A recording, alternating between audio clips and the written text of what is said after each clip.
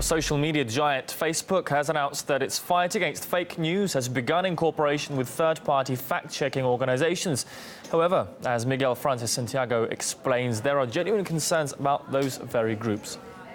The epidemic of malicious fake news and false propaganda that flooded social media. Facebook fights back against an avalanche of fake news. Spread of fake news. Fake news. Fake news to be flagged by the so-called fact checkers.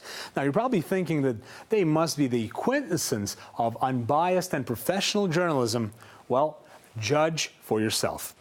Facebook released a statement on December 15th giving us the names of these third-party organizations that they openly said will be employed as these fact-checkers. They reside under the IFCN, or Pointer's International Fact-Checking Network. Here's an interesting thing about Pointer, the supposed esteemed leader of journalism in the world.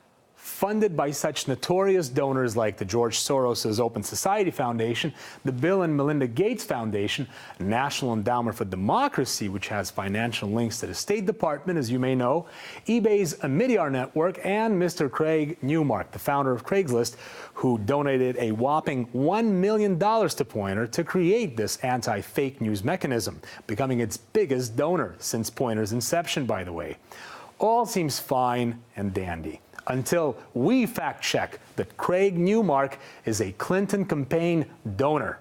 Likewise, George Soros and Bill Gates have been big-time supporters and donors of the Clinton Foundation and Hillary's election campaign. The fact of the matter is, another Pointer donor, eBay founder Pierre Omidyar, gave millions of dollars to the Clinton Foundation. It gives me the goosebumps just to hear those names, because they have actually a very strong political agenda. It seems like there are a lot of people who think that it's dangerous not to be able to control the media. So it means that to sort out what is fake news and what is the true news is a sort of, what should I say, a way to control the narrative. So let's say that you want to be in a kind of political opposition to these powers. Of course, you're going to be censored. This is a kind of censorship. We've seemed to have stepped into the revolving door of the fact-checking industry here. It seems that the new wave mechanisms like Facebook's will only allow selected facts to exist, while other facts that don't fit Washington's neoliberal and progressive narrative will be deemed as fake news. Miguel Francis Santiago, RT.